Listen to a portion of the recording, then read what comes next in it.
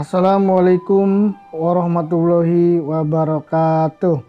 Ya, pada kesempatan kali ini kita bertemu lagi. Semoga kita semua sehat dan diberikan rezeki dan bisa belajar bersama pada hari ini. Nah, kembali lagi pada mata pelajaran PPKN bersama saya Rizky Dwi Kamalul Jamal. Pada kesempatan kali ini kita masih membahas tentang sistem pembagian kekuasaan. Nah, sekarang kita akan fokus terhadap konsep pembagian kekuasaan yang ada di Indonesia. Ya. Nah, kita lihat ya. Kita mulai aja biar mengefisiensikan waktu. Oke. Berdasarkan Undang-Undang Dasar Negara Republik Indonesia tahun 1945, pembagian kekuasaan di Indonesia adalah sebagai berikut. Dibagi menjadi dua, yaitu pembagian kekuasaan secara horizontal. Horizontal itu sejajar ya. Berarti dari kanan ke kiri, lurus. Nah, ada pembagian kekuasaan secara vertikal. Kalau vertikal itu berarti dari atas ke bawah. Diulangi lagi, kalau kekuasaan secara horizontal itu lurus, sejajar.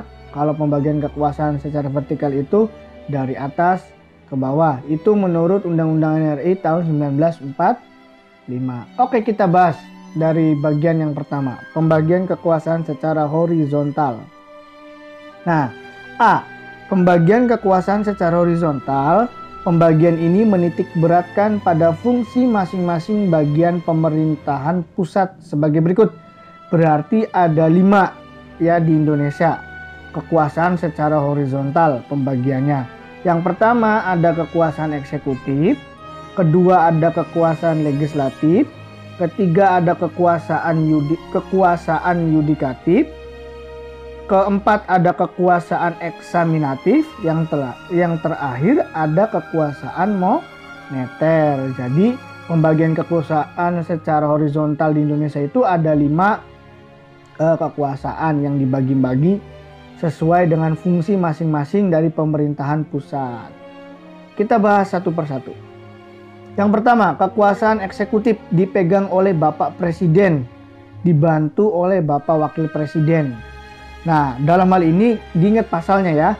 Pasal 4 ayat 1 UUD NRI tahun 1945 menjelaskan bahwa Presiden Republik Indonesia memegang kekuasaan pemerintahan menurut Undang-Undang Dasar.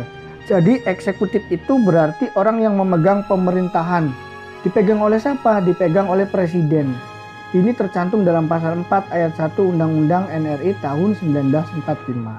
Jadi kalau ditanya apa dasarnya presiden itu menjadi kepala pemerintahan?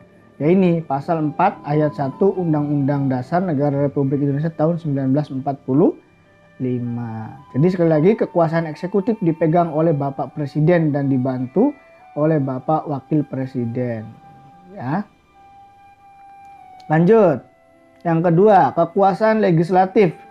Kekuasaan legislatif ini biasanya yang merancang, membuat, merubah undang-undang dan sebagainya. Dipegang oleh 3 lembaga. Ada DPD, DPD itu Dewan Perwakilan Daerah, ada DPR, Dewan Perwakilan Rakyat, dan MPR, Majelis Permusyawaratan Rakyat. Kita bahas satu persatu. Dewan Perwakilan Rakyat adalah memegang kekuasaan membentuk undang-undang. Berarti yang membentuk undang-undang itu adalah DPR. Ya, pasalnya 20 ayat 1 Undang-Undang NRI tahun 1945. Nah, yang kedua ada Dewan Perwakilan Daerah, ikut membahas rancangan undang-undang. Berarti dengan DPR bersama-sama membahas undang-undang yang berkaitan dengan otonomi daerah. Berarti otonomi daerah itu adalah kebutuhan daerah, hubungan pusat dan daerah, pembentukan, pemekaran dan penggabungan daerah, pengelolaan sumber daya alam dan sumber daya ekonomi lainnya, serta perimbangan keuangan pusat dan daerah, serta memberikan pertimbangan kepada DPR atas rancangan undang-undang anggaran pendapatan belanja negara dan rancangan undang-undang yang berkaitan dengan pajak, pendidikan dan agama. Jadi Dewan Perwakilan Daerah itu membantu DPR khususnya dalam kedaerahan.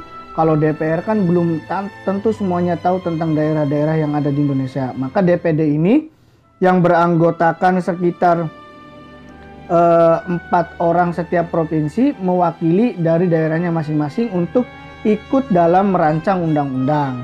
Nah, tercantum pada pasal 22D ayat 2 Undang-Undang Dasar Negara Republik Indonesia tahun 1945. Nah, yang ketiga itu ada Majelis Permusyawaratan Rakyat berwenang mengubah dan menetapkan undang-undang dasar. Ini juga bisa mengubah dan menetapkan undang-undang dasar. Nah, MPR ini anggotanya itu gabungan dari DPR dengan DPD dijadikan satu. Nah, itu ya, jadi kekuasaan legislatif itu yang membuat, yang merancang, yang mengubah dan sebagainya mengenai undang-undang yang ada di Indonesia. Gitu ya. Lanjut. Kekuasaan yudikatif. Nah, kekuasaan yudikatif ini berhubungan dengan peradilan yang ada di Indonesia dipegang oleh Mahkamah Konstitusi.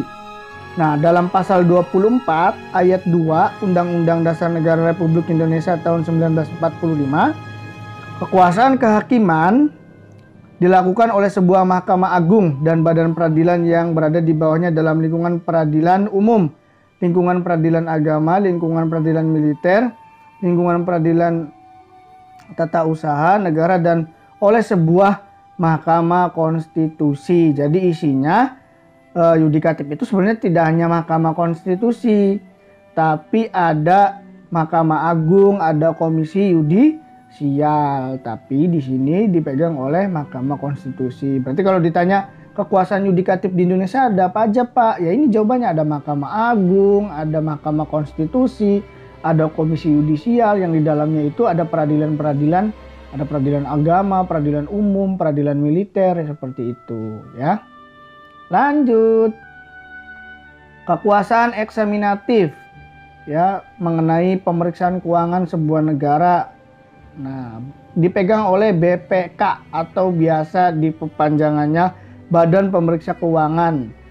Pada pasal 23E ayat 1 UUD NRI tahun 1945, untuk memeriksa pengelolaan dan tanggung jawab tentang keuangan negara diadakan satu badan pemeriksa keuangan yang bebas dan mandiri. Nah, BPK ini tugasnya memeriksa keuangan negara, dipakai buat apa aja, larinya kemana aja, belanja apa aja.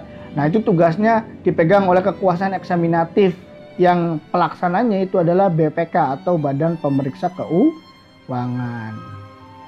Nah, ini kekuasaan terakhir dalam kekuasaan secara horizontal, yaitu kekuasaan moneter dipegang oleh Bank Indonesia atau Bank Sentral. Negara memiliki suatu bank sentral yang susunan kedudukan, kewenangan, tanggung jawab dan independensinya diatur dengan undang-undang. Pasal 23D UUD NRI tahun 1945. Nah, kekuasaan moneter ini yang nanti memantau mata uang yang ada di Indonesia. Jadi mata uang Indonesia itu tidak sekonyong-konyong dikeluarkan asal aja gitu.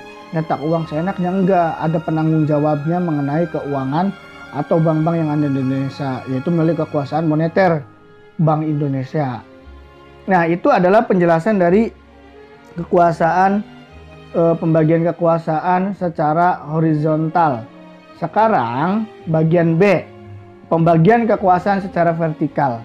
Vertikal itu dari atas ke bawah, jadi pemerintah pusat sampai pemerintah daerah. Gampangnya gini, dari mulai pemerintah yang sangat tinggi sampai ke RT. Ya, berarti apa aja tuh, ada presiden, ada wakil presiden, ada kementerian, ada gubernur, ada bupati, ada pak camat, ada pak kuwu, pak RW, pak RT, dan lain-lain lah. Nah, pembagian kekuasaan itu dari atas sampai bawah, dari pemerintah pusat sampai pemerintah daerah. Nah, jadi tatanannya itu sangat teratur lah, hierarkinya dari atas ke bawah. Nah, dalam pasal 18 ayat 5 UUD NRI 1945 menjelaskan pemerintahan daerah menjalankan otonomi seluas-luasnya. Berarti dari mulai RT sampai bupati, gubernur itu menjalankan otonomi atau kebebasan daerahnya masing-masing, kecuali urusan pemerintah yang diatur oleh undang-undang ditentukan sebagai urusan pemerintah pusat. Nah, jadi kalau daerah itu punya aturan sendiri, kalau pemerintah pusat juga punya aturan sendiri, tapi kadang-kadang peraturan daerah itu harus dengan persetujuan peraturan pusat beberapa. Contoh nih ya, kayak di daerah Indramayu itu dulu dibuat oleh Bupati Indramayu pada saat Bapak Yance, Bapak Irianto Saifuddin itu untuk siswa dari SD sampai SMA itu menggunakan hijab untuk anak perempuan atau siswi perempuan. Nah makanya itu jadi peraturan di Indramayu. Atau kalau mau SMP harus sekolah madrasah dulu, itu menjadi peraturan daerah. Nah itu peraturan yang ada di daerah masing-masing gitu, beda-beda. Nah peraturan pusat ya beda lagi, seperti itu ya. Jadi kalau vertikal itu dari pemerintah pusat sampai pemerintah daerah. Nah itu penjelasannya ya. Jadi kesimpulannya, konsep pembagian kekuasaan di Indonesia itu ada dua bentuk, yaitu ada yang secara horizontal dan vertikal. Nah kalau yang horizontal itu ada 5 nih ya, ada kekuasaan eksekutif, legislatif, yudikatif, eksaminatif, dan moneter.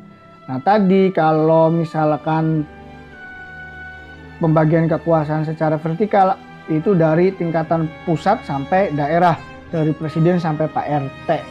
Nah gitu ya. Jadi kalian harus paham sekarang siapa yang tugasnya menjalankan pemerintahan, ya presiden.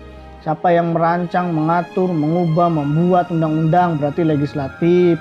Siapa yang mengurusi peradilan di Indonesia berarti yudikatif, ada mahkamah konstitusi, ada mahkamah agung, ada peradilan umum, peradilan militer, agama, dan lain-lain. Siapa yang mengurusi pemeriksaan keuangan, eksaminatif, yaitu berarti ada BPK, Badan Pemeriksa Keuangan. Siapa yang mengurusi tentang bagaimana mengawasi nilai uang atau kestabilan mata uang di Indonesia, berarti Bank Indonesia melalui kekuasaan moneter. Dan pembagian kekuasaan secara vertikal itu dari pemerintah pusat sampai pemerintah daerah, berarti dari yang tertinggi sampai Pak RT gitu ya. Nah itu penjelasan dari Bapak, silakan kalian ingat-ingat dan kalian pahami. Bila mana ada catatan yang kurang lengkap, silakan dilengkapi kembali. Nah, pertemuan kali ini seperti itu saja. Terima kasih. Semoga kalian paham, kalian mengerti, dan kalian diberikan ilmu yang baik dengan pembelajaran kali ini. Mohon maaf bila ada salah perkataan atau Bapak ada yang keliru, silakan kalian tanya dan kita diskusikan sama-sama. Terima kasih sekali lagi. Sampai berjumpa lagi. Assalamualaikum warahmatullahi wabarakatuh.